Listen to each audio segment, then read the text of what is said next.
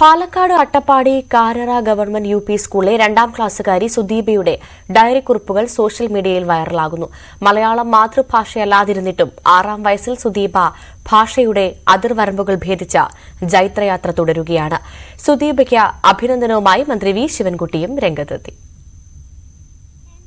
അട്ടപ്പാടി മലനിരകളുടെ സീമന്തപുത്രിയാണ് 6 വയസ്സുകാരി സുദീപ. മല്ലീശ്വരനെ കുലദൈവമായി കാണുന്ന മുടുക സമുദായത്തിലെ കൊച്ചുമിടുക്കി. കാരറയിലെ സുധീഷ് രാജിന്റെയും ദീപയുടെയും മൂത്ത മകൾ.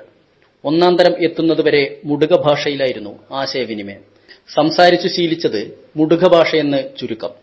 എന്നിട്ടും 1 വർഷം കൊണ്ട് മലയാളാക്ഷരങ്ങൾ നുകർന്ന് അമ്മയുടെ സഹായത്തോടെ ഡയറി എഴുത്തിലേക്ക് പിച്ചവച്ചു. സുദീപ എഴുതും, അമ്മ ദീപ ചിത്രങ്ങൾ വരയ്ക്കും. എന്റെ പേര് സുദീപ. ഞാൻ പഠിക്കുന്ന 2ാം ക്ലാസ്. എന്റെ സ്കൂളിന്റെ പേര് GUP സ്കൂൾ കാരറ. എല്ലാവർക്കും നന്ദി.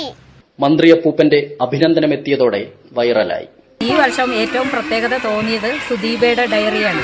അത് ടീച്ചറെ കാണിക്കുകയും ടീച്ചർക്ക് അത് കൂടുതൽ ചിത്രങ്ങൾ കണ്ട് കൂടുതൽ അത് ആ കുട്ടിയുടെ ഒരു ഭാവന കുട്ടിക്ക് കൂടുതൽ ഇഷ്ടപ്പെടുകയും അതാണ് സമൂഹ മാധ്യമങ്ങളിൽ പ്രചരിക്കുകയും ചെയ്തത്.